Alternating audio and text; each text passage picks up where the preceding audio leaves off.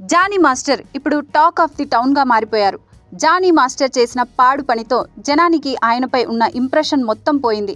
ఎందుకంటే ఈయన చేసిన పని అలాంటిది. మరి ఈయనపై లైంగిక వేధింపుల కేసు నమోదైంది. తెలుగు, తమిళ్ ఇండస్ట్రీలో బాగా పాపులర్ అయిన కొరియోగ్రాఫర్ జానీ మాస్టర్ గత కొంతకాలంగా తన మీద లైంగిక వేధింపులకు పాల్పడుతున్నట్లు మహిళా కొరియోగ్రాఫర్ పోలీసులకు ఫిర్యాదు చేశారు. చెన్నై, ముంబై, హైదరాబాద్ తో సహా వివిధ నగరాల్లో అవుట్డోర్ చేస్తున్నప్పుడు, అలాగే నార్సింగ్లోని తన నివాసంలో కూడా జానీ తనపై అనేకసార్లు లైంగిక వేధింపులకు పాల్పడ్డారని ఫిర్యాదులో మెన్షన్ చేసింది. ఆమె ఫిర్యాదు మేరకు రాయదుర్గం పోలీసులు 0 ఎఫ్ఐఆర్ను నమోదు చేసి తదుపరి విచారణ కోసం సదరు మహిళ నార్సింగ్ నివాసి అయినందున నార్సింగ్ పోలీసులకు కేసు బదిలీ చేశారు. అతనిపై ఐపీసీ సెక్షన్ 376 క్రిమినల్ బెదిరింపు, స్వచ్ఛందంగా గాయపరచడంలోని క్లాస్ 2N కింద కేసు నమోదు చేసినట్లు పోలీసులు తెలిపారు. గతంలోనూ పలు వివాదాల్లో జానీ మాస్టర్ పేరు తెర మీదకు వచ్చింది. 2015లో ఒక కాలేజీలో మహిళపై దాడి కేసులో జైలు శిక్షను కోర్టు విధించింది.